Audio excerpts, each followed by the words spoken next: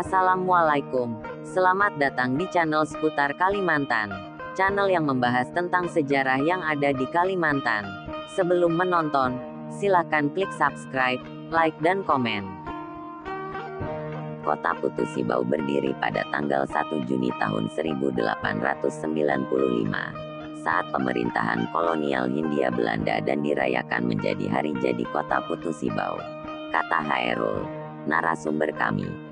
Pada mulanya, penduduk yang mendiami Kota Putu Sibau adalah orang-orang Dayak Kantu dan Dayak Taman. Masyarakat Dayak Kantu berasal dari daerah Sanggau yang bermigrasi ke arah timur dan menetap di sebelah selatan Kota Putu Sibau. Sedangkan orang-orang Dayak Taman tinggal menyebar di Kota Putu Sibau.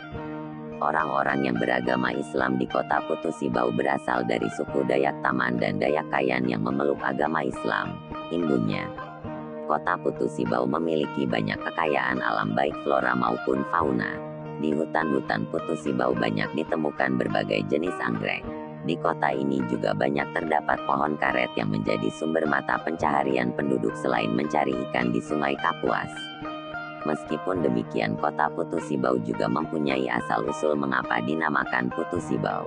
Nama Kota Putu Sibau memiliki sejarah.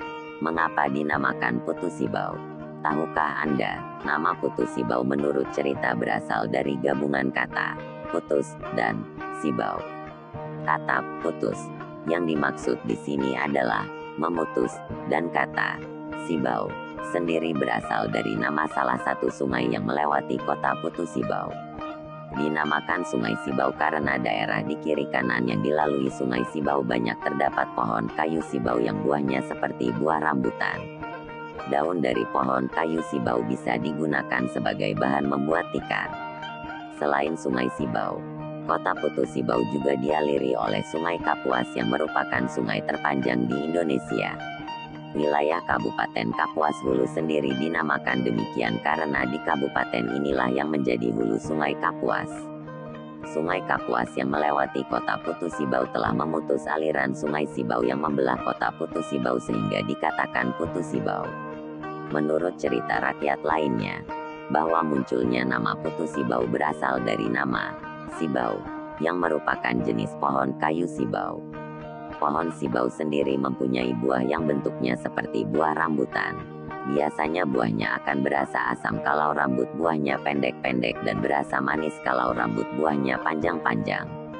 Daun pohon Sibau biasa digunakan sebagai bahan pewarna merah pada tikar. Dahulu kala ada pohon Sibau yang tumbuh besar di tepi sungai.